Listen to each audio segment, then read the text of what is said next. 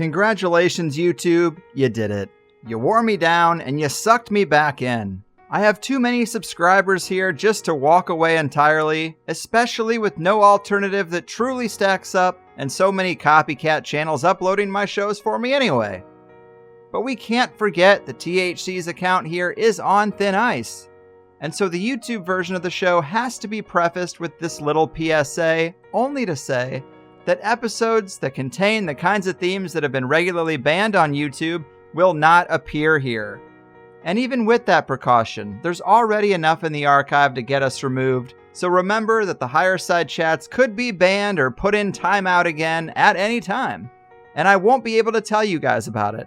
So if you feel like it's been too long since you've heard from me here on this digital, dystopian, draconian, data mining monster of a police state seeking platform, your first step should be to check the highersidechats.com for the latest shows. All right. Enjoy.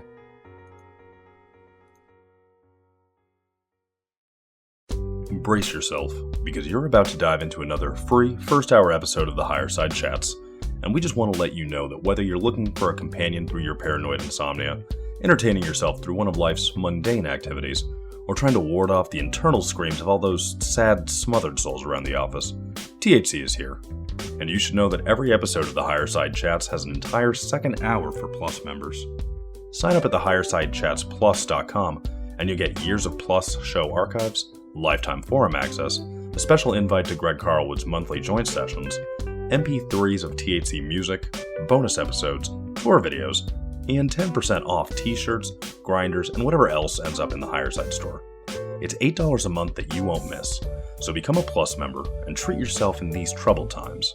Always action-packed and commercial-free, which means you'll unfortunately never hear my voice again.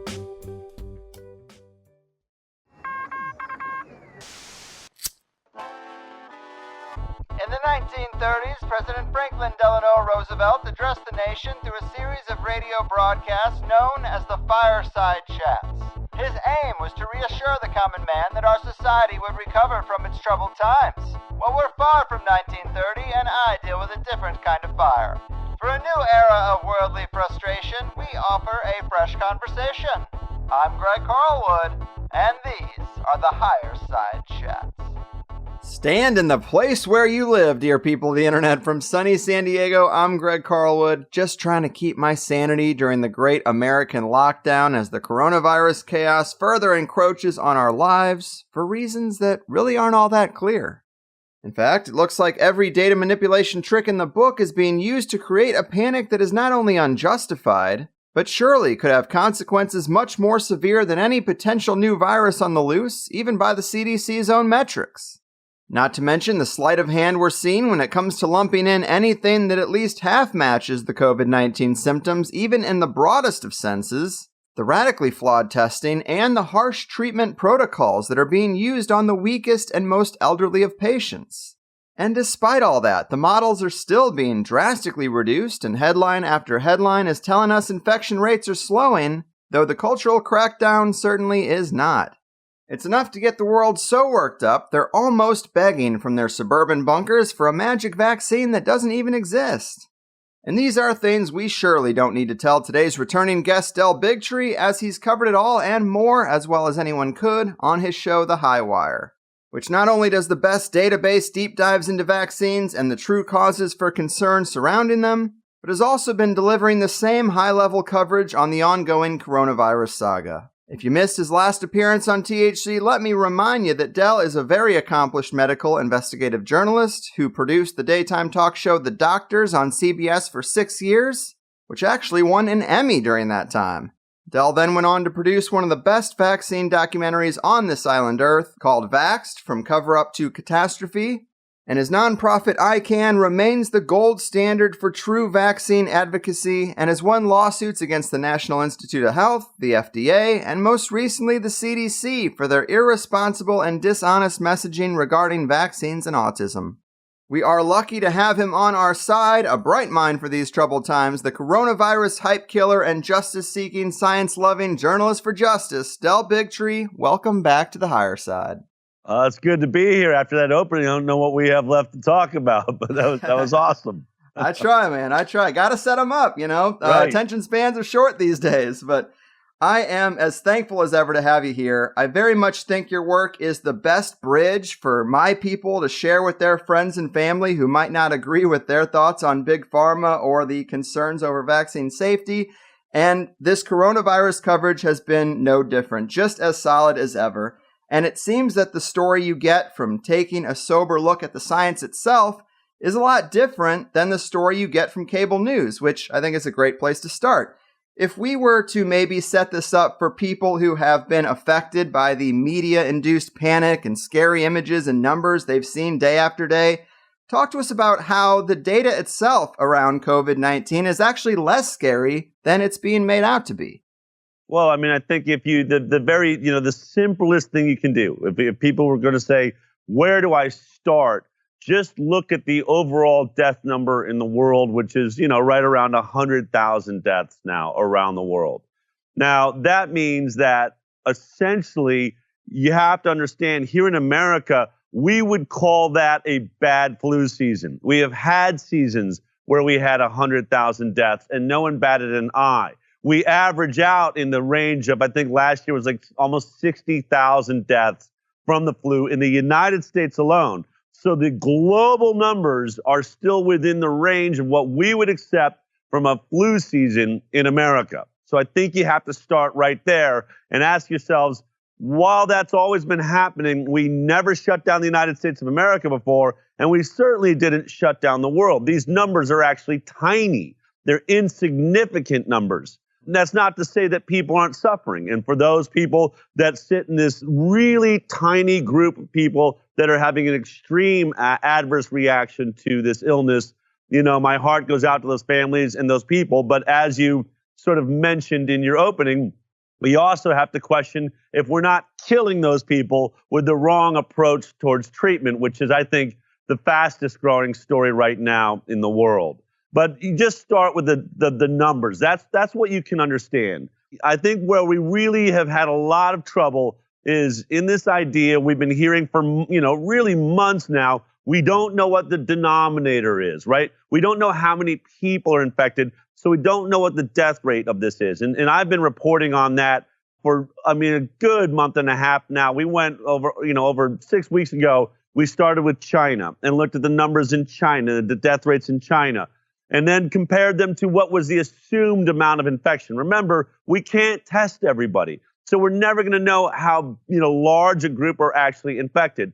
Really, really interesting stories coming out this week, like out of California, where they're starting to question whether or not we all had coronavirus in America last year, that we already had immunity. They're trying to understand why the numbers are so low.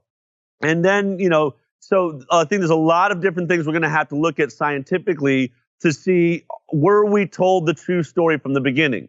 But in the end, you still can't get away from the death numbers. We may be able to manipulate the infection numbers, and we definitely know they're bloating the death numbers, but the death numbers are solid. Those are things that we can go from. And we are still, I think right now in America, we're in 2020, I think the last I checked was 22,000, maybe we're at 25 today. Again, that we're still, halfway through what would be your average flu season. So what is it that we are all really panicked about? Why do I just got notice yesterday, the county I live in Texas now is a mandatory mask, has to be worn out in public, and it's a stay-at-home order. And I think we're all looking around saying, for what? Yeah. What are we hiding from? What are we hiding from? Well said. I agree with you. And even a bad flu season can be made to look a lot worse because, like you say, the deaths are real, but the cause of death is a little bit fishy because we have this very unscientific trend of just taking assumed or presumed cases and just marking it COVID-19. Just use that code directly from the CDC. And as I learned from your show, they even have a line in there that's like, wink, wink, nudge, nudge. Hey, just mark it down. It's unlikely we will be following up on these cases at all. And that's pretty telling. Yeah, when the CDC essentially sends out, and by the way, I reported on that 2 weeks ago that they have this death certificate and it's a new code for COVID-19. It does. It says whether you're assuming it's COVID-19 or it actually is COVID-19, we don't really care. Call the death COVID-19. And as if that wasn't enough, just, I think 2 days ago, they resent the letter again. In case you missed the memo, we're telling you, call it all COVID-19. There's also huge incentives. We understand that they're paying something like 20% more for COVID cases in hospitals, the Medicare system. If you're on Medicare, you get a 20% bonus if it's a COVID-19. We also heard things, I'm starting to see numbers, we're looking into it, that you get nearly $10,000, $13,000 as soon as you have a COVID patient in your hospital. And then if you put them on a respirator, it's like another $30,000 or $40,000 you're given. All of these are incentivizing, for people to call it COVID. And remember, there's not enough tests everywhere. So they're going into these protocols and getting paid these monies for assumptions about the whole thing. And yet, even under those circumstances, we're still in the low 20,000 deaths. Now, I know that sounds cold-hearted, but these are just cold, hard numbers, and they always are. We are right on track for a flu season that we would be having in America right now. Yet we are, really hyper-focused on death. And apparently, if you tell Americans that 1 in a million can die, that one really stands out to them, and that's how they do it. Just the idea of anyone dying is terrifying to everybody. And let's be clear, it has been stated all around the world, and even Dr. Deborah Birx has said, we are just like Italy. Italy's death was, the average age is somewhere between 81 and 85 years old with comorbidities, meaning they had at least 1 to 3 other life-threatening illnesses when they passed. So when Italy went through their numbers, they said 99% of our deaths had comorbid issues, other issues that were life-threatening. After they went through and sort of filtered through it, they came to the determination that 88% of the people that had been listed as dying from COVID-19 did not actually die from COVID-19. Those other life-threatening illnesses were why they expired. And so that leaves you with, you have to take the numbers out of Italy and just say it's only 12% of that. If Deborah Birx is telling us we mirror Italy, we should be doing the same thing. So if we're at 22% right now, 22,000 or, roughly, I didn't look at it this morning, 12% of that is really the number you can assume was actually COVID-19. The rest had heart diseases and diabetes and things that were most likely on the verge of claiming their life, cancer, things like that. And then think about all the deaths. There's so much we can talk about today, but think about the fact that basically all of your heart surgeons are being sent home. All of your cancer doctors, oncologists, there are no transplants. There's no organ transplants taking place. So people that were on a list with a life-threatening situation that were planning on getting that organ that was going to save their life, whether it's from a relative or a bank, that surgery is not happening. So what's happening to all those people? They are most likely dying. Heart surgeons aren't in the hospital. They are, what we understand is they're sort of doing shifts. So if you're outside of the ER or the ICU and you have a specialty, you're on for 7 days and then you're off for like 14 days. Then you're on for 7 days. So even this idea that the hospital is understaffed, this situation, they're cutting their staff virtually in half by the way that they're dealing with it. And then we talk to a heart doctor. It makes perfect sense. He's like, I'm not doing any stents. I'm not doing any of the sort of the minor procedures that would keep people alive that are having heart conditions right now. None of that's being done. We're just handing them drugs and good luck with that. So what is that death rate going to be this year when we look back at it? All of this over a panic because now Germany has studies out that are reporting that 0.37% is the actual death rate of COVID-19. There was a study 2 weeks ago in the Lancet journal that looked at the China numbers and said it looked like it was about 0.63%, I think it was, but all of it under 1%. We are literally changing our lives, running around with our hair on fire because a group of people, less than 1% of us, now even less than 0.5%, somewhere in the 0.37 range, have a sort of really extreme reaction to this illness. Whereas, as they pointed out, children under 17, you're at a 0 really with what it will do with you. 17 to 34, there'll be 1 or 2 serious cases that most likely, almost no deaths anywhere. So really under 65, for most people, this is going to be a common cold at best.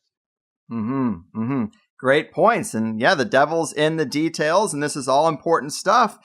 You mentioned that one of the big stories right now could be that we might be killing people with an incorrect protocol. And I wanted to talk to you about that because you covered Dr. Cameron Kyle Seidel, who came out and said that at first he was under the impression that he was treating people with the pneumonia-like virus, like everyone else assumed.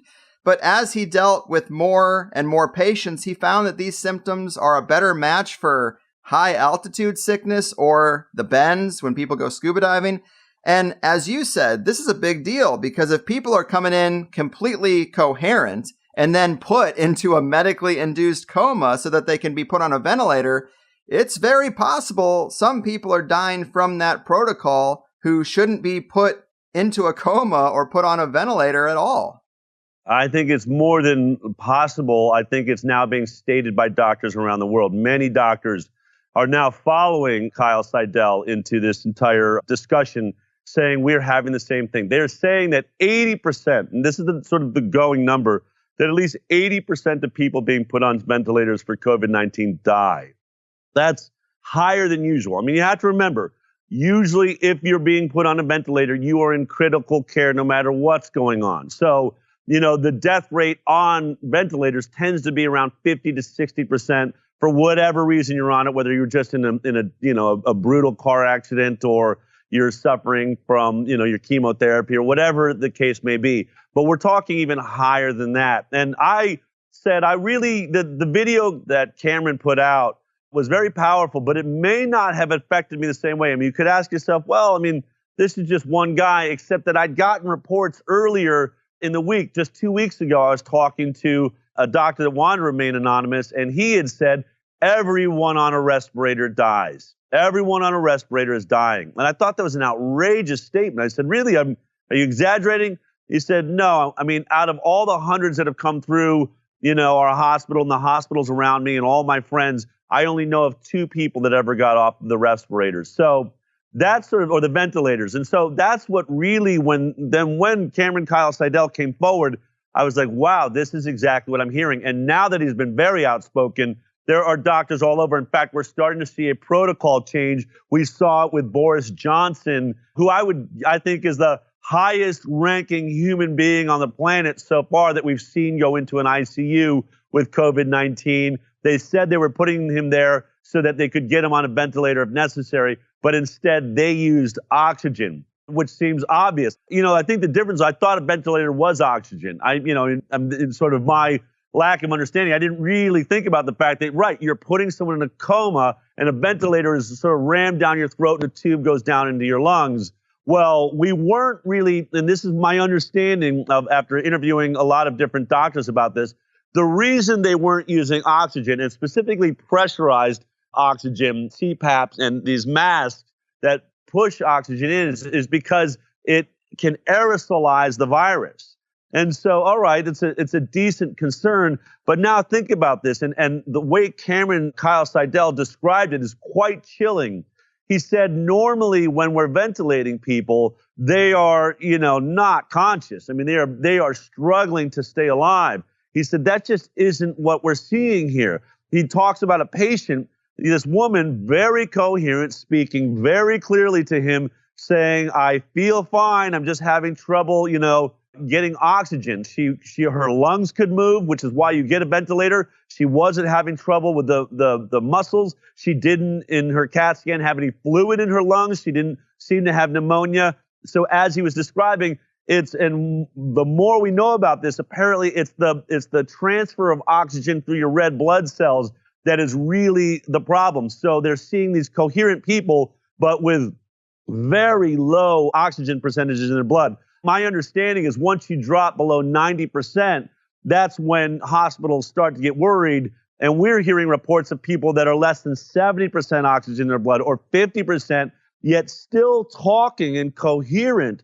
So what we're to understand now is around the world, people were walking into hospitals. They are fully coherent and being told, we are going to put you in a coma and put a ventilator, down your throat.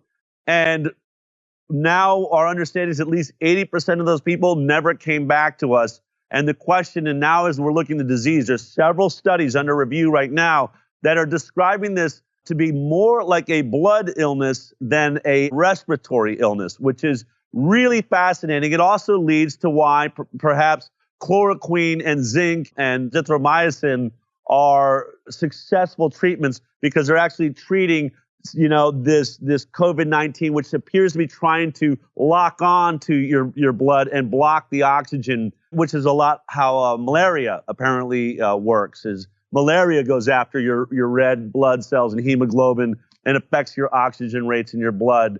So all very interesting stuff, but think about this. Really, if you listen to the language, and we've heard so many different reports, but for the most part, everyone around the world agreed that this didn't have a super high death rate.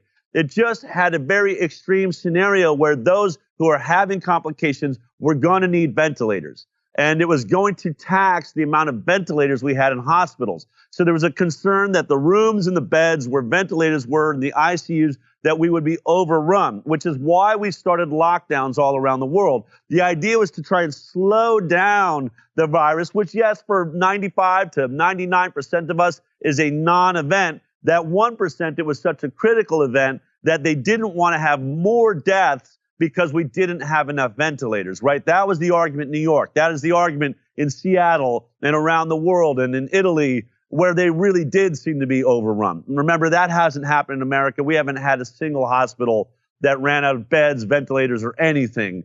And now my understanding is they're taking down the field hospitals all around the country. But the idea was just to simply give doctors time, right? So that we had enough ventilators. Well, now imagine if the ventilator is what was killing everybody, right? The entire argument for locking down was we had to be able to have enough ventilators to handle this.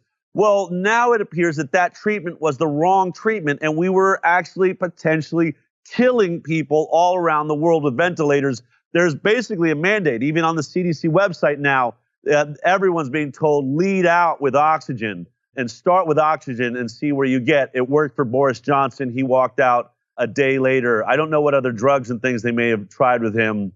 And then I think that it's really suspicious how much there is an attack on all of the trials around the world that are showing so much success with chloroquine, the malarial drug, and zinc. I mean, when you have the type of success we're hearing about, the Didier Raoult in France, who was the first one of the world's top virologists, he said 2 months ago, we have a chloroquine trial that did very good in China. He said not only is this respiratory illness treatable, it's one of the easiest to treat we've ever seen.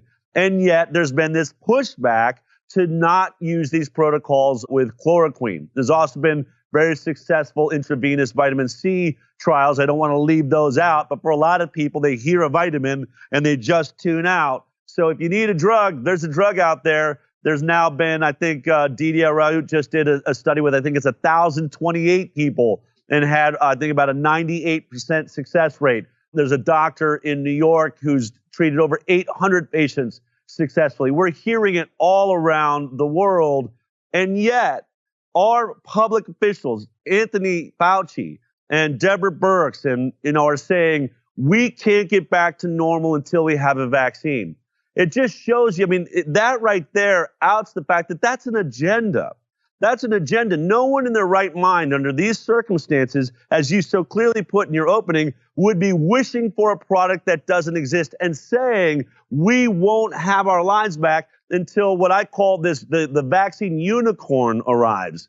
When you have drugs that are having so much success, why would the head of NIAID and of this crisis in America not be saying, we're having a lot of hope, and if that drug's close, there must be another drug that maybe even does better. But as soon as we can cure these people and we can take care and keep people from dying, this is over. Because for the rest of us, this is a cold. The second you can say, you know what, there really is no longer a risk of death because we have the right treatment, we're all back to work. Most of us are going to get a cold, then we'll have herd immunity. Why is that not the discussion when we're having so much success from this drug? It shows you they don't want a drug to work. It is so clear by their languaging. This isn't a conspiracy theory.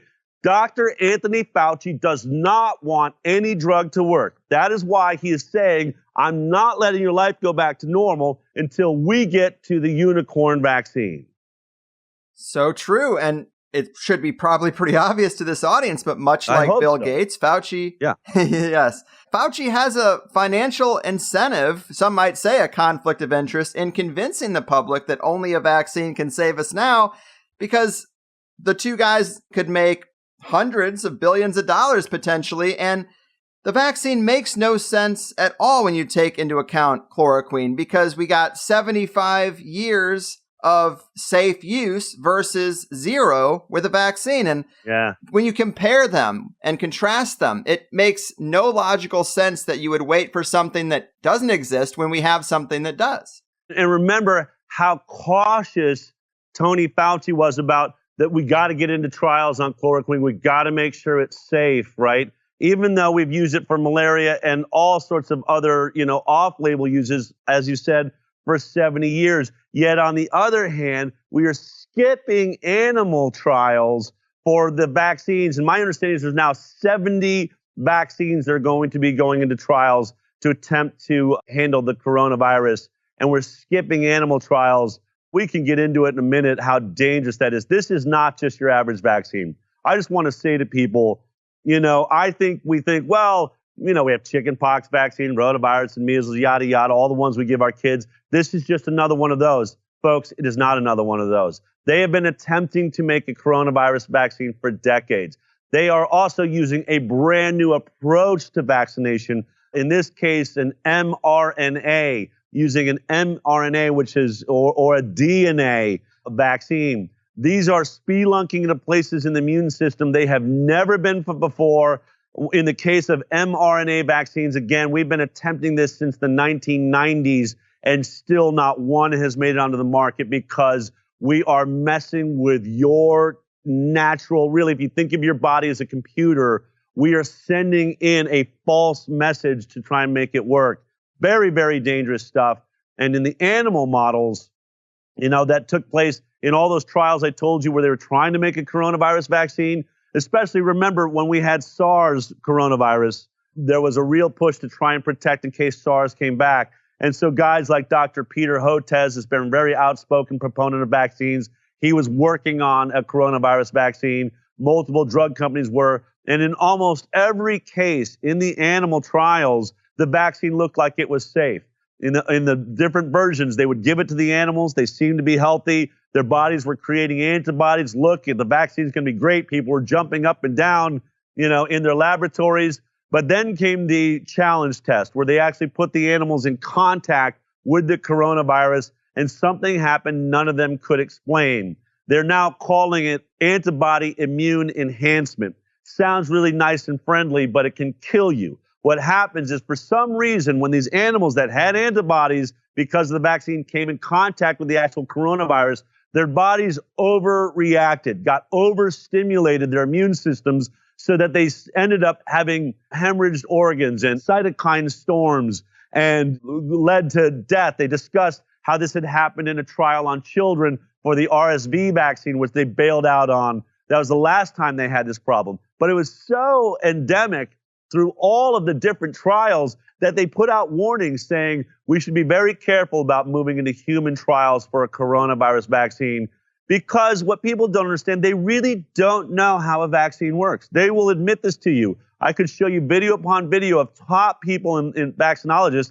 that will say we don't necessarily know exactly how it works. We know we put these things in, your body creates antibodies, and then usually it blocks the virus or the bacteria. In this case, they'll say, we don't know why antibody immune enhancement is happening.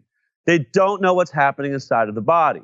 So this is so experimental. And what's going on? Now imagine 70 different approaches to this are going to jump past the animal models where the animals died the last time we did it and had cytokine storms, and every one of them got sicker than they would have been. Remember, Tony Fauci even warned us of this. I'm not making this up. They are warning you there is a chance this vaccine could make people sicker, and we don't want to do that. Well, how are you going to avoid that? How are you going to avoid a vaccine that actually puts us all at more risk if you are rushing the science? And that is what we read in every headline. People will ask me, what is the Informed Consent Action Network? That's my nonprofit. I get asked by newspaper agencies, what do you think about the vaccine? Are you against the vaccine? I said, What I'm against is what I'm reading in the headlines, which is the science is being rushed. I am against rushing any kind of science there is, especially the type of science that could affect our species permanently forever.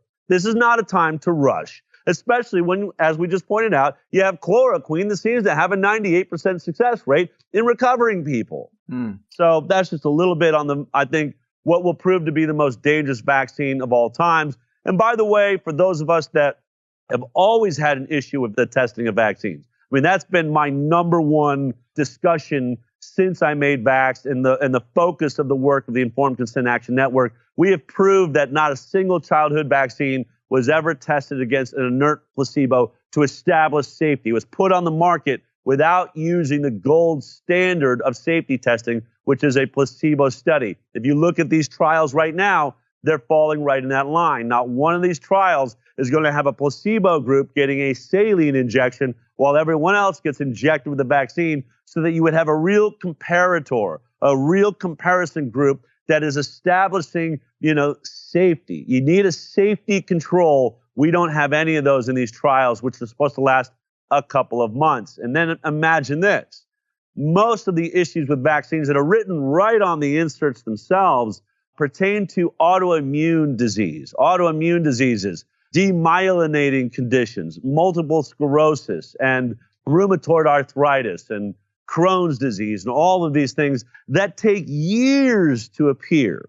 They take, 2 or 3 years from the moment your immune system starts attacking your body till you even recognize it's happening. So if a vaccine can cause that, the idea that you're going to have safety trials and efficacy trials that will produce a vaccine in the next 12 to 18 months, when you could have a life-threatening autoimmune disease appear 3 years later, not a single trial will ever have set out to make sure the vaccine doesn't do that. It may kill you, as I've already pointed out, but if it doesn't kill you, what if it just gives you a life-threatening and life-altering autoimmune disease? None of these trials will be long enough to prove that the vaccine does not do that. And let me just, since we're right here, make one last point. I'm really not concerned that there is a virus that is going to wipe out this species that happens naturally. Now, we know there's things happening in biolabs. There's a lot of discussions right now whether this is bioengineered. I only speak about things I can prove, and I have not found the smoking gun on that yet, but we're looking. But here's my point.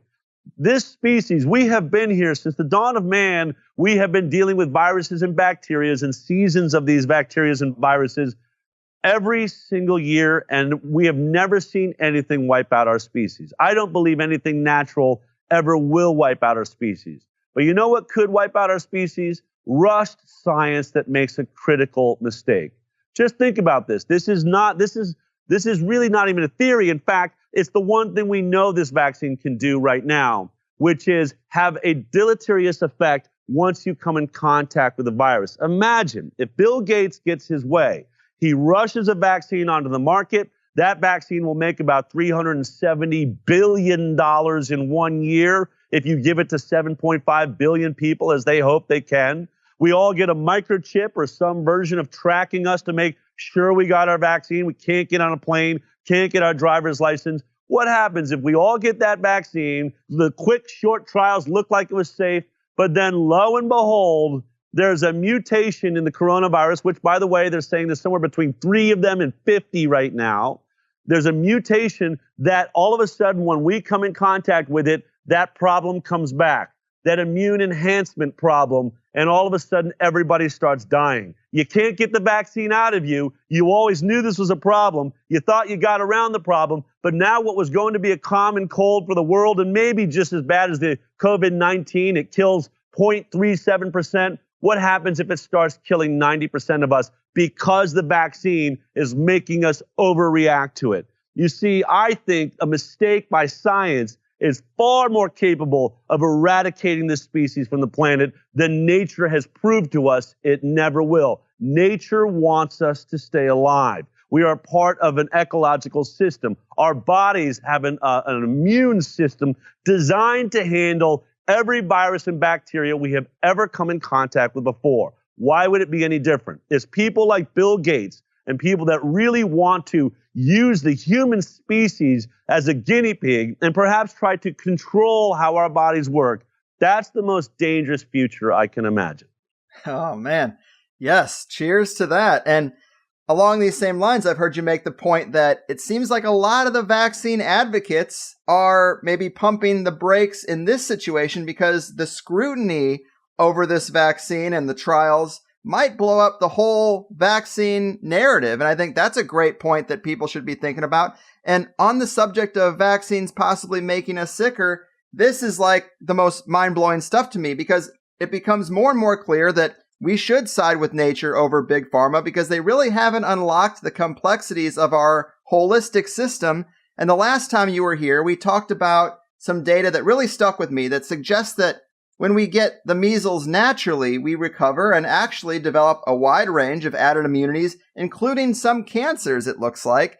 And there was a parallel to this in a study you covered on the Highwire called Influenza Vaccine and Respiratory Virus Interference Among Department of Defense Personnel During the 2017-2018 Influenza Season. Right. And it stated, while flu vaccination offers protection from influenza, natural influenza infection might reduce the risk of non-influenza respiratory viruses by providing non-specific immunity against these viruses. On the other hand, recently published studies have described the phenomenon of vaccine-associated virus interference. That is, vaccinated individuals may be at increased risk for other respiratory viruses because they do not receive the non-specific immunity associated with natural infection. And that's just so interesting, man.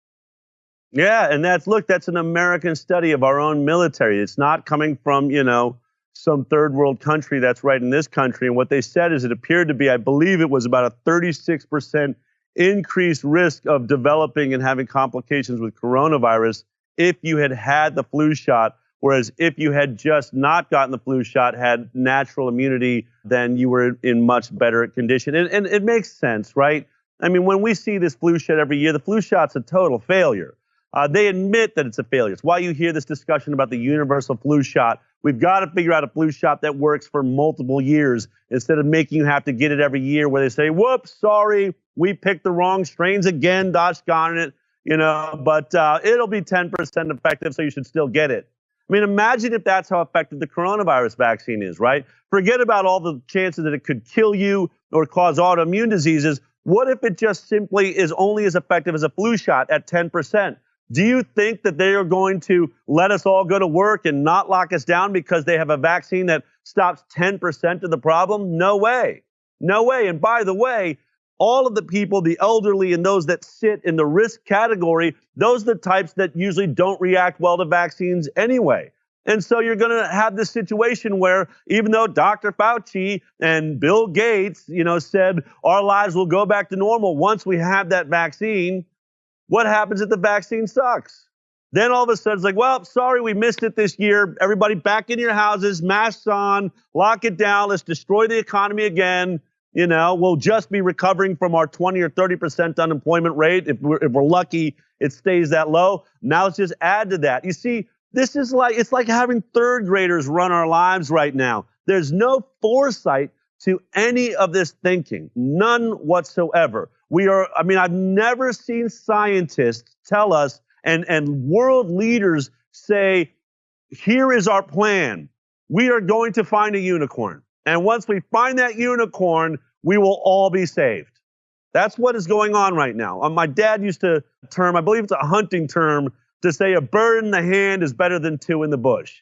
Go with what you have in your hand, not your dream of what you can get out there. Science deals in facts. It deals in what you can prove. It is not hopeful. It is not wishful thinking. It does not dream. It may have theories that look out in the future, but you do not alter your entire planet and world based on a hope and a dream. Science is supposed to stay in the mathematics of what does exist. That's what's so scary about what's going on. We're being told that science is making these decisions. Well, that's not true. And by the way, almost every mathematician around the world right now is jumping up and down, screaming, saying we've made a tragic mistake. I had Knut Witkowski. He was on my show, and many like him, many virologists and scientists saying these draconian measures are not only not working, they are dangerous and they are doing the wrong thing. Excellent points, man. You're killing it. But you did say that it seems like there's no foresight in this situation. But then I think, well, the Gates Foundation and Johns Hopkins did run a tabletop simulation last year called Event 201, and it looks a lot like this situation. And these are also the same people involved in the data in the real world situation. You think that, can we blame ignorance? Because they ran this very precise simulation last year, and that's the time when you think you would find errors in your data collection and all this kind of stuff, but they didn't find it. So I have to start wondering, is this about ignorance, or is this a plan to make a couple $100 billion that's actually quite calculated by some of these people? I think that, I'd like to shy away from just talking about the money, because I think in some ways it underestimates what's really at hand. I think there's a real desire to control and to make sure that, and for some people, that control of people, think about it. A helicopter parent doesn't hate her child, or hate his child. They helicopter because they love them so much that they're terrified that they're going to lose them. They can't handle the idea of all the different ways they could die or get sick. So they just smother this child, right? In many ways, that's what our health departments are like. There may be, dark reasons they do what they do, but you could also just argue that they're just really bad helicopter parents. So instead of letting us run around free, letting us catch a cold or go skiing or take risks, go snowboarding or out on a boat, let's just lock everybody down. That way they can't die. And by the way, almost every death rate we know is down right now, because as it turns out, being locked in a prison cell is good for your health on one level. It's not good for your mental health, but, less car accidents, no boating accidents right now. You're certainly, not going to get any surfing accidents because you're going to be arrested if you even attempt to do it. So is that the world we want to live in, right? So I think that, yes, there's hundreds of billions of dollars to be made, but here's what we know. The World Health Organization told us over a year ago they want every human being on the planet vaccinated. That's the plan. I did a whole show on the internal meetings early on this year. I think it was the second week of January, where in December of last year, the World Health Organization talked about the fact that they wanted everybody on vaccines. Why? They said it very clearly. Because essentially they took herd immunity away from the world by using vaccines. They said, we have made the world so dependent upon vaccines that if we do not continue, we're going to be in real trouble. People have got to keep getting vaccines, because remember, when you had real herd immunity to measles, went back in the 1960s, when all of our parents had it, all of our grandparents had the measles, they had lifelong immunity. We were truly protected. No baby ever got it because they were protected, because the immune antibodies were handed down by their mom when they were born. All of that has been erased by vaccine immunity. We took the Ferrari of immunity that everyone had parked out front of their house, protecting them, and we replaced it with a Pinto. We all now have the Ford Pinto of immunity, and we have to go into the shop all the time to get it fixed over and over again. It's now not just 2 MMR vaccines, the measles, mumps, rubella vaccine when you're a kid. They're talking about adding a third because we have so many mumps outbreaks in kids that had all of their vaccinations. And now, if you look on the adult vaccine schedule, 2 more MMR vaccines as adults. So we're looking at 5? And then it'll be 7, it'll be 10. These things don't create real immunity. They do not last. That's a fact. And so that's what gets to be very, very problematic. When, on the other hand, if you look at the situation right now, and many scientists are talking about this, COVID-19 for, most of us, 90-something% of us, is going to be a cold at the very worst. So why aren't we figuring out a way to quarantine the elderly, those that are over 65, and not just that have comorbid issues? Instead of taking your entire workforce out, why don't we just airtight lock down our old folks' homes? Let's go ahead and create centers where people with autoimmune illnesses can go and be protected, and pay those nurses and doctors really well to stay locked in there, deliver food in a way that's hermetically sealed so that nobody can come in contact with what's happening outside. And then, look, we're paying trillions of dollars right now in severance packages. Do you see anyone retrofitting our hospitals, retrofitting our old folks' homes? A couple $1 billion here and there, and we could change the way America's set up. We could be a Fort Knox for a future situation like this, so it never happens to us again, so we never destroy our economy. No, instead, we put in what we call the ARC. We lock away the elderly and those that are immune suppressed for you know how long? About 4 weeks. And we let the rest of us be the true soldiers for this country, to be the real heroes and go out and catch that cold. Grab a box of Kleenex, weather it out for 4 days, and now you are immune for life, or at least for the next several years. And as you pointed out, probably immune to a host of other illnesses, which is how this conversation started. You have such a broad immunity when you actually get the illness. You get all of the proteins wrapped around, and the antigens, every part of it your body's immune to. Not some cross-section, some piece that they stuck in a petri dish and grew on some aborted fetal DNA, then stuck in a vial and injected into you. All of those vaccines are coming up short. Your body does not recognize the whole array of the illness. So we know for a fact that there will be mutations to the coronavirus. Those who actually had it will be more likely to be able to defend themselves to future mutations than anyone that gets a vaccine. I could go on and on and on, but think about it. Why can't we devise a program in America that really can protect and seal away those that are at risk, less than 1% of us, while the 99% of us stay working and keep this country strong so that we can take on it's just like any battle, right? We're just battling a virus right now, a very weak virus for 99% of us. There are better ways. It may not be the only way, but don't you think when you're listening to Tony Fauci and even Bill Gates, while they're on their hunt and they're searching the mountains of the world for a unicorn to protect us, wouldn't it be smart to be developing other systems so that, we could actually survive this? Chloroquine seems to work. Let's lock away those that are immune suppressed for a few weeks while we all develop the immunity that makes America strong again. Amen, man. Amen. Preach.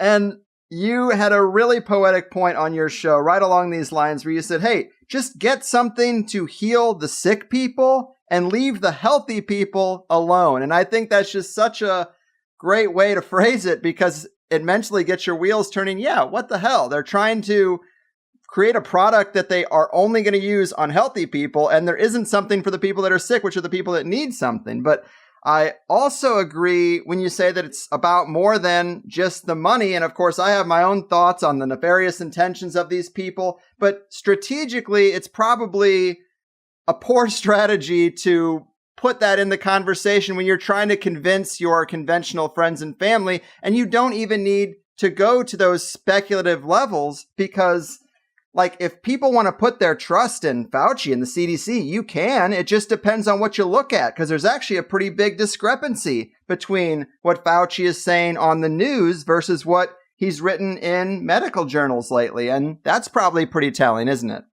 Well, definitely. What you're pointing out is while he's telling us, at one point hundreds of thousands could die, and then it was tens of thousands. He's actually, published in, I believe it was the New England Journal of Medicine, that there's a chance this could just be like another flu season in the 0.1316% death rate range. Remember, Germany already has this at 0.37. All of this well below 1%. Remember, Donald Trump was ridiculed and attacked by the media for making the comment in the Rose Garden when he says, I want to open up very nearly, hopefully Easter. He said, I believe that this is going to have a death rate under 1%. They came after him, yet even the guy working for him is saying exactly that when he writes it. He's not saying it on the televisions. But to make your point, and to people, again, I really only come to things. I'm not a doctor, right? I'm not a doctor. I don't have a degree in medicine. I'm not a lawyer. I'm a reporter. My job is to interview people and read medical journals and try to ask the questions that thinking people would be asking. And so I try to approach these things from a reasonable position. Let's just look at the history of vaccination, really, when we talk about a business model, right? Now, in this circumstance, coronavirus is a perfect example. Imagine that you have a drug company and you make a product. Maybe it's a lot like chloroquine. Chloroquine is not a perfect example because it's the worst thing. It's generic. It's already passed its patent, so no wonder nobody wants that to work because there's no company that can step up and make billions of dollars. But let's go ahead and say you make a drug that can treat COVID-19, 100% success. It's about $20 a pill, or let's go ahead and make an expensive one, $200 a pill, and it treats COVID-19, 100% success. But the problem with that product, really, when you look at it, is it's only going to be used by 0.37% of the population because those are the only people that are at risk of dying. And they're the only ones that are going to care enough to take this drug. So, okay, 0.3%, 7%, 1/3 of a percent of our population. So what are we talking? 1.5 million, maybe 1 million people will buy this drug. You could stand to make, $200 million. That sounds like a lot of money, but that's really not for a pharmaceutical company. Instead, how about this idea? And I can't imagine who pitched it the first time, how well it went over. Hey guys, wait, hold on a second.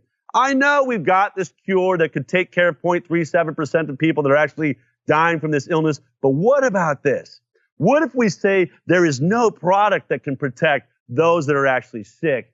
We have a product that everybody else has to take in order to protect that 0.37%. What I'm talking about is something called a vaccine. What we do is we say, because those immune suppressed can't take the vaccine, we have to give it to 99.7% of the population that can take it, the healthy people. Now you just went from making, I don't even have a calculator here, but what would you say, $200 million? Now take 340 million people and give them a product that costs $200 a pop, and you see where this is going. We're in the billions, moving towards trillions of dollars. Worldwide, all of these programs end up being multi-trillion-dollar products. And so that's why I say this. I don't mind if they want to make a vaccine, as long as that vaccine is designed for those that are over 65 years old that have comorbidities, the ones that are actually at risk from COVID-19. Make a product for them because I am not worried. I don't have to be worried. All science says, I'm going to have a cold. I'll take the cold. Thank you very much. Oh, and by the way, my kids, zero effect on them. They're going to take the cold too. Don't go making a product because you stand to make trillions of dollars that all of my healthy family have to take it to protect that immune suppressed tiny percentage group. I mean, it makes sense. I got to hand it to them, right? It's the greatest business model that ever was created. It's everybody else needs it. Oh, and by the way, the only reason our product doesn't work is because of those people that refuse to use it. I mean, these are genius advertising slogans, but come on now. If our best and brightest scientists in the world are capable as we think they are, I'm pretty sure they could come up with a product that just deals with those people who are actually at risk. Make a product for those who are at risk and leave the healthy people to develop the greatest immunity there is, true herd immunity. Let us do our part and be the heroes that went out and got a cold. Yeah, it makes a lot more sense than the protocols were being handed down from on high. And I did want to ask, as we're pulling this thing together, hypothetically, if it did come to a point where a COVID-19 vaccine was required to reintegrate with the public, and of course your kids are unvaccinated, which, I'd be interested to just know what you've seen firsthand from that. But have you thought about how your family would handle that specifically? Do you have any advice for families struggling with that potential question? Is it enough to leave? I think I answer that question the way I actually do myself, which is I refuse to even accept that as a reality. Once I've accepted that as a reality, it becomes a greater possibility in my life. I think that our minds are powerful, and we not only, believe what we see what we believe. And if I allow that to be a part of my belief system, then we're already further down a road than I want to go. I use the motivation of the idea that that's a possibility. When it does, it's not that I can't erase it from my head. I use that as a motivation to be the warrior for truth I am right now. And I do that because the glimpses and the images of how I react should someone come to my door and attempt to do something with my kids. I mean, it's close, right? You have one of the heads of the World Health Organization saying, we need to start going door to door and taking people out of the house that have COVID-19. That means that might be my son. That might be my 11-year-old son. What would you do? Because there's no vaccine right now, but the World Health Organization, which you seem to support, right? You're angry that Donald Trump is questioning funding an organization that has a plan and is stating to you, we would like to be able to come and take your child away to some quarantine place you don't know about and maybe ventilate them without your control. Just the thought of what Del Bigtree becomes in that moment fuels me to stay involved in politically being active, in socially being active, in talking to every single person I know, because I want to stay on the legal side of what can be done. I want to stay within the parameters that my founding fathers gave me to get to the truth. God help us, should we ever find ourselves in a situation that any of these crazy people in these organizations that are really having way too much power in this world, should they get their way. God forbid you think you're going to come door to door and test everyone in my family and take away someone who has a cold. Yes. Not going to happen. And what we do at that moment, I think that will be reliant just on natural instincts. And I think they'll kick in fairly similarly for a lot of people. Yes. And we just can't let it get there. So, no, man, this has been really great. And before we go, I definitely wanted to remind people about how important and effective your nonprofit organization, ICAN, has been. I understand you've won lawsuits against the National Institute of Health, the FDA, and recently the CDC, which is exactly the kind of action we need. Can you give the people just a few words about ICAN and its accomplishments and how to support it? So I started, for many people, they know I made the film Vaxxed, From Cover Up to Catastrophe. I produced that. That sort of catapulted me into this discussion. I'd been a medical producer for the doctors for 6 years. So I'm a person who really geeks out on reading medical journals and trying to make it understandable to the people. I'm pretty good at it. I won an Emmy Award along with my show for the work that we did there. But when I was traveling the country with Vaxxed, there was a real issue with the film. And some people that are, anti-vaccine will attack me and say, why did the film say you should just break up the MMR? Or there were mistakes made. Whatever the case may be, what bothered me the most about the film, and I think it's a brilliant film, and a lot of people have really, I think, come around to a new understanding because of it. But what bothered me is as I was traveling the country, more and more people were coming up and telling their stories, their personal stories of vaccine injury. And it wasn't just the MMR vaccine. The Vax was only about one vaccine and one vaccine study. It's really, if you think about it, Vax is really more like All the President's Men. It's a film about a government cover-up. I will say this. People will say, that Vax doesn't prove that the MMR causes autism. And I agree with you. It doesn't. It doesn't prove the MMR causes autism. What it proves is that 5 scientists at the CDC did a study where they thought they were proving that vaccines cause autism, and they committed scientific fraud. It proves that a government cover-up took place. Beyond that, there's more research you need to do into why they would do that. But as I travel the country, so many people were saying, my child never got to the MMR vaccine. They got autism right after the DTaP vaccine. In fact, I would argue that in the world today, more people blame the DTaP vaccine for their child's autism than the MMR vaccine, which I found shocking. I also had people coming up saying my child died right after a flu shot, or they were paralyzed after the HPV Gardasil vaccine, or they died after the Gardasil vaccine. I started realizing all of the vaccines on our schedule are hurting or killing somebody, that none of them, because I get asked that all the time, and I would, is there a safe vaccine? And I can tell you, I've met someone that's been killed by every vaccine that was made. Anecdotal, sure, but when you start hearing lots and lots of the same story, it becomes less and less anecdotal. So I wanted answers, and so I created the Informed Consent Action Network, a nonprofit, where I wanted to take all the skills. And by the way, I brought over a couple of producers from the CBS talk show, The Doctors, that helped me do the research and helped create the Highwire, which is why a lot of people say it looks just like television. Well, we're doing it other than the fact that I think we have a couple $100 cameras and not, $100,000 cameras and, a little bit more tchotchke lights and things. We are approaching this the way we learned to do television.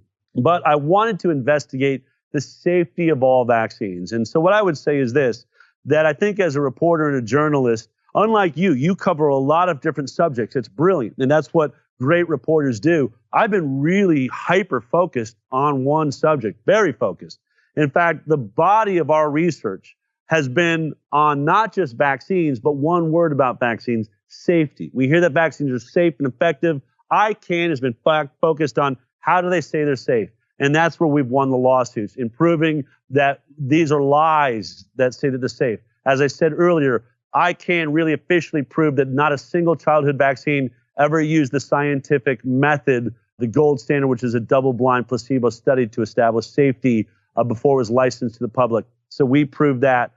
We also proved that the 1986 compensation program, where we took liability away from the industry and anybody that makes a vaccine, so you cannot sue them. We proved that law actually mandated that our government would take over scientific studies and reporting to the Congress. We sued Health and Human Services and won. We sued the National Institute of Health and proved that they were not doing the job of making vaccines safer that the law required. And then most recently, the FDA lawsuit was a lawsuit where very quickly, when we go into a Walgreens or you look anywhere, you see these posters that have a pregnant woman. And it says, if you're pregnant, make sure to get your flu and Tdap vaccine to protect your baby. Well, we asked the FDA to show us the studies that were done giving flu shots and Tdap vaccines to pregnant women to establish they're safe. Because remember, until very recently, all vaccines says do not give to pregnant women. So if you're making a change, what trials, what studies did you do made that change? And so we demanded to see all of the studies of flu shots and Tdap vaccines. The FDA referenced when it recommended that it was safe for pregnant women. They fought us. We won in court, and they admitted there's not a single trial we've ever done on pregnant women using flu shots and Tdap vaccines. So they're literally, when you hear Fauci say, we don't like off-label usages, we got to make sure it's safe, they are literally recommending something that has never been through a study, is a total off-label usage on every pregnant woman. And we even saw, as reported by the CDC, a rise in miscarriage in first trimester injections of flu shots. All of this is real, and this is why we win these lawsuits. And then lastly, we just won a lawsuit against the CDC, who on their website claims vaccines, plural, all of them do not cause autism. And we said, great. I know that the study that the Vax is about is an MMR study, and they could argue that that study proved that vaccines don't cause autism. I'll show you that it was a fraudulent study, and they kicked half the kids off the study and committed scientific fraud. But either way, the site, could say we trust that study and MMR doesn't cause autism. But I was more concerned about the other vaccines, and especially the first 6 vaccines given in multiple doses in the first 6 months of life.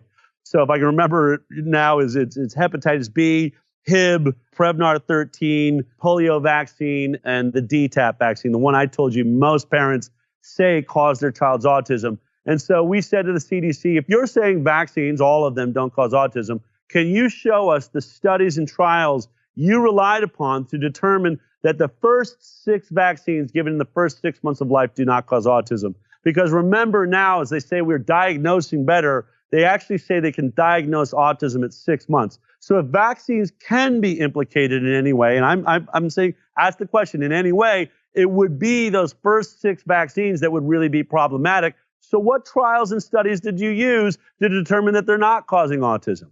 Well, they fought us for over a year. We finally took them to court, and the court said, you've got to answer, you've got to provide the studies. Imagine that would have to happen, right? You would think there would be like a file ready to go to anyone to ask a question. Here you go. Here's the thousands, here's a box of studies that proves our point, because we say it all the time. They didn't. They didn't want to provide it. When the court finally got involved, the judge forced them to do it. They handed over 20 total studies.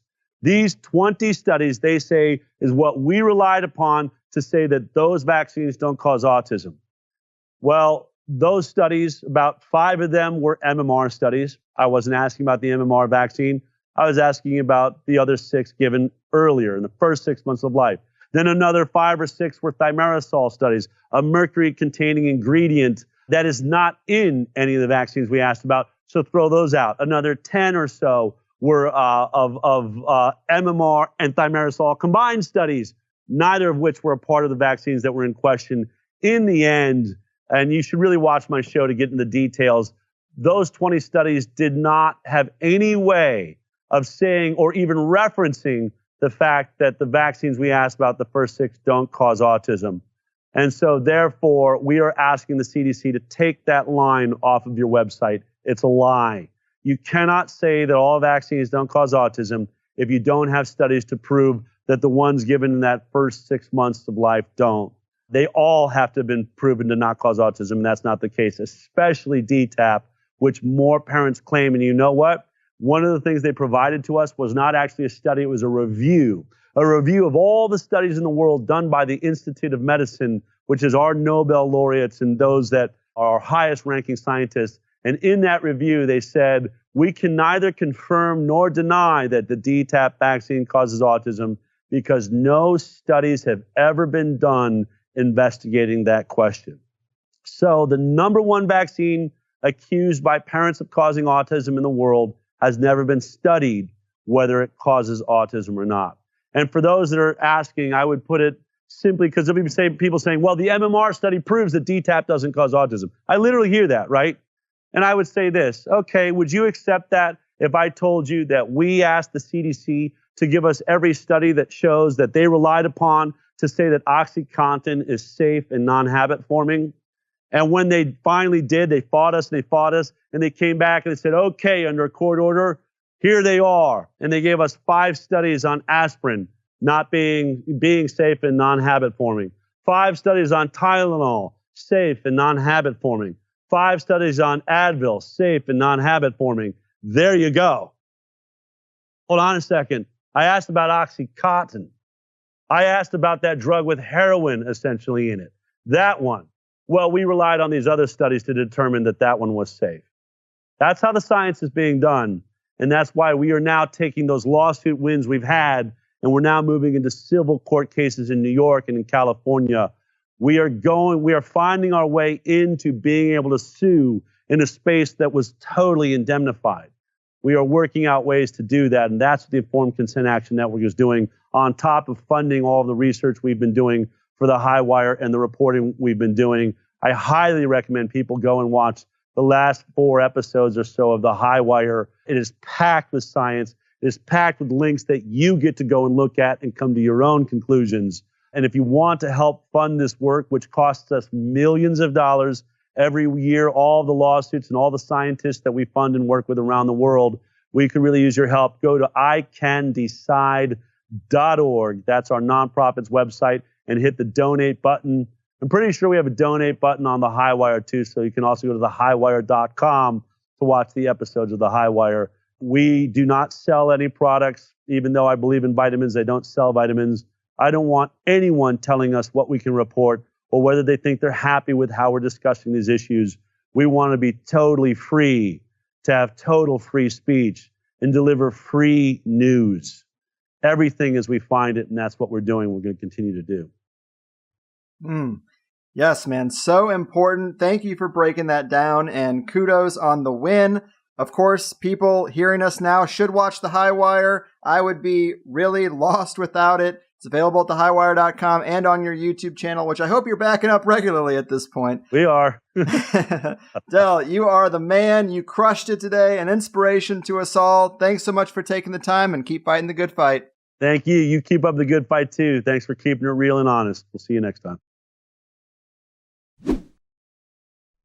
Yes, all you cool cats and kittens. Del, Bigtree, bringing the heat, bringing the fire. I have just been really jazzed up because I know this will be a well-liked show. It's a good compliment to Dr. Kaufman. And it seems like the vast majority of people liked Dr. Kaufman, or David Crow even. But some found these guys to be a bit extreme. And so, like I said in this intro, Del is a great bridge between some of the more extreme opinions and the average person. That is, if we're trying to increase our numbers, and I think we should be. I've used the phrase educational circle jerk before, and as crass as it is, what I'm saying is a lot of times in conspiracy circles, we just get excited about telling each other things we already know. And this, more than ever, seems like a bad time to be doing that. And this is polarizing stuff, but my goal is to use shows like this to bring more people to our understanding, not just to widen the gap between us or call them stupid and propaganda Kool-Aid drinkers. We need the numbers.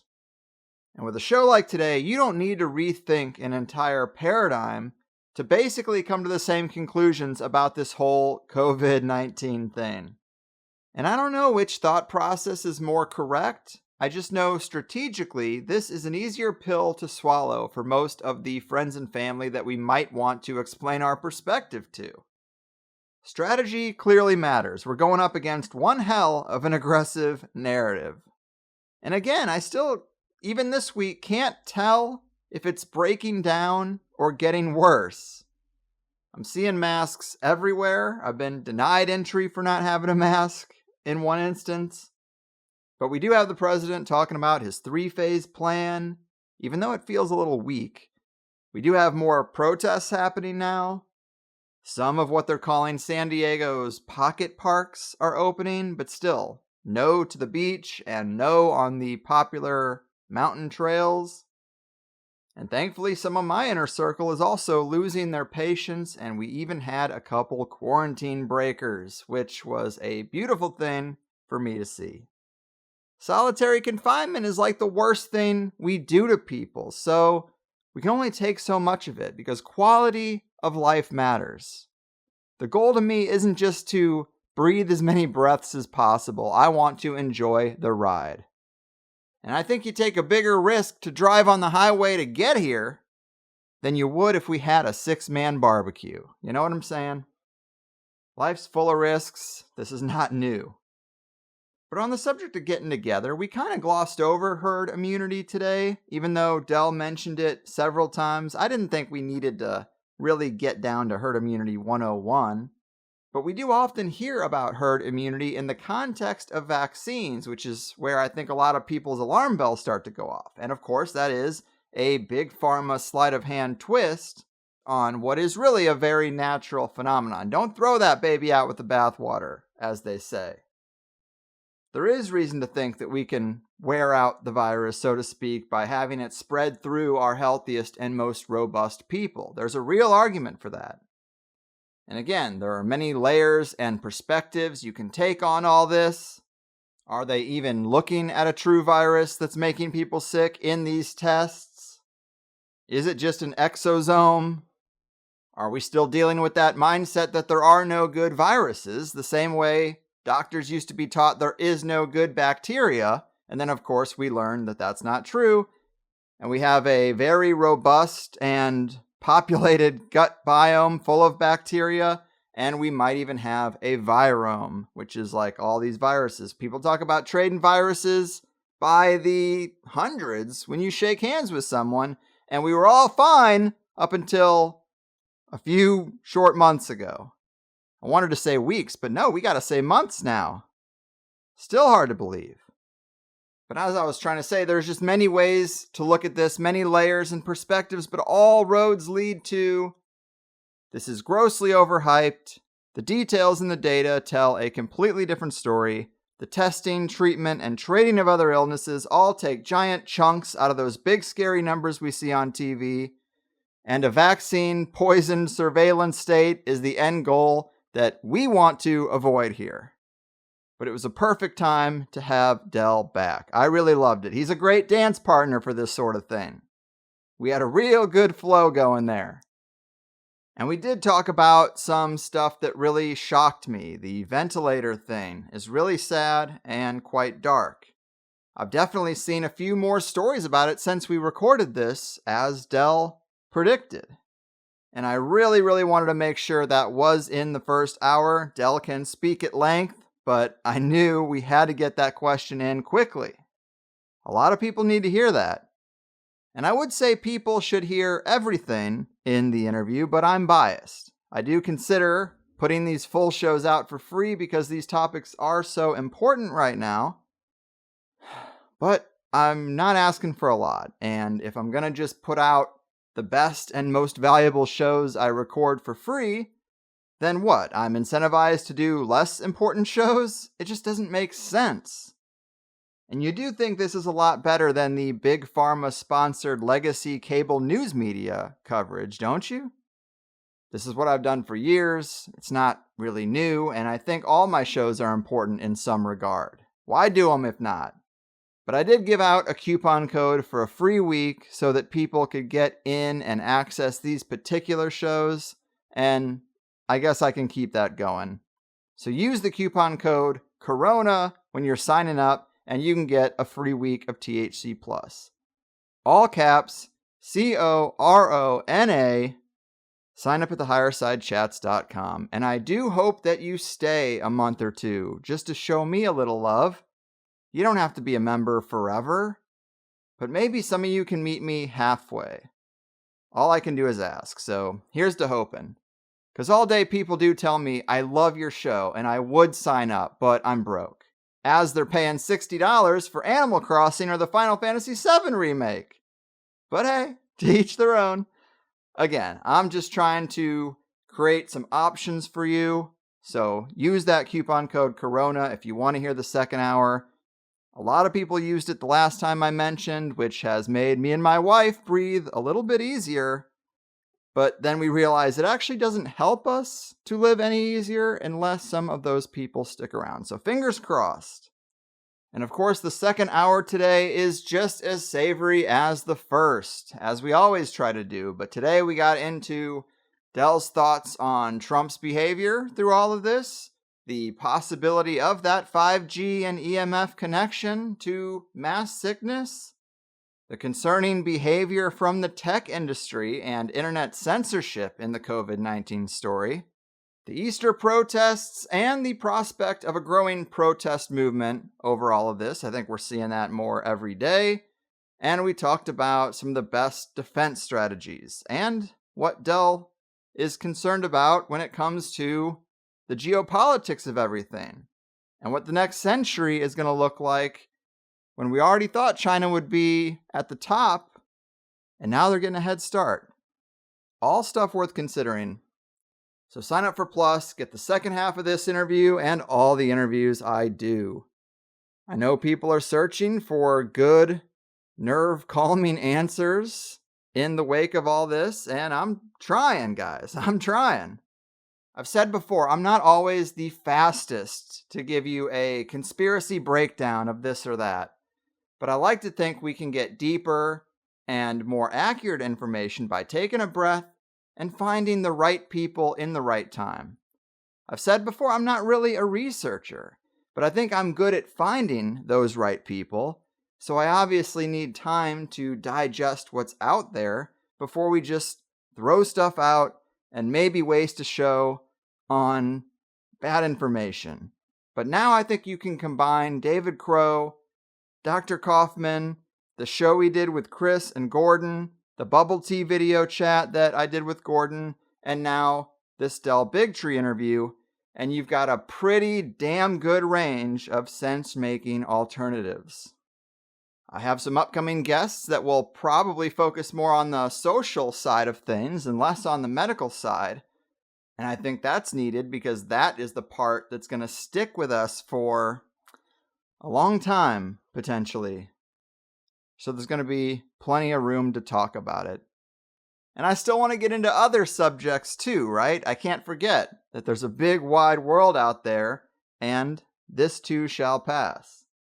But big thanks to everyone for paying attention. Big thanks to Dell for taking the time.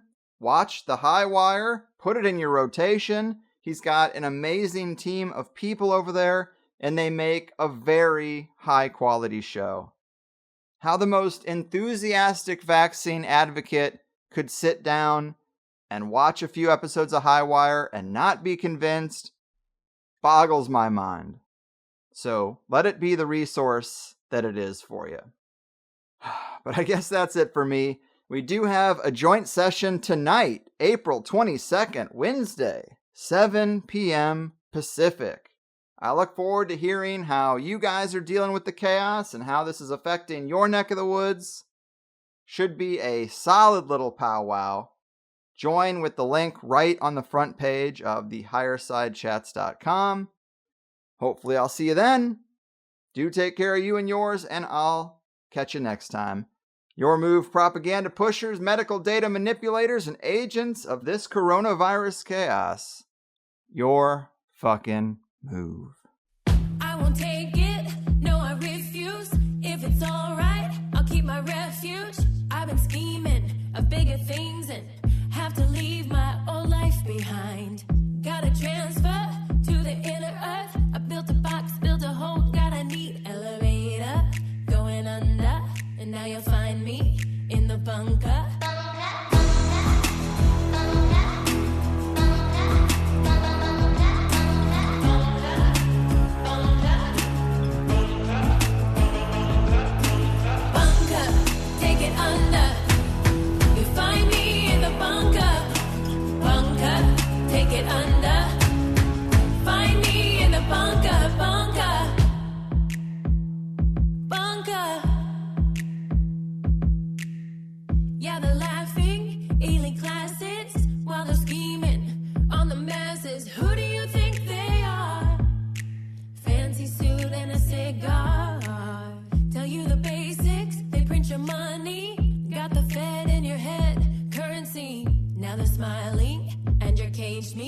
How this happened, how you don't see.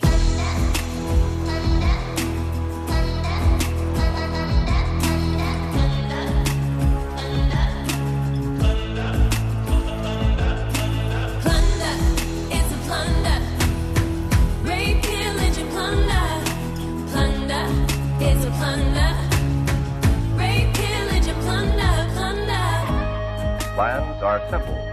The best protection of all is the special shelter built according to specifications of your local civil defense organization. The basement of any house or building will become a good improvised shelter if you block the windows with sandbags. If you don't have sandbags, just what can you do? Bunker, take it under. You'll find me in the bunker, bunker, bunker, take it under. You'll find me in the bunker, bunker, take it under. Find me in the bunker, bunker. Plunder, it's a plunder. Rape, pillage, and plunder. Plunder, it's a plunder.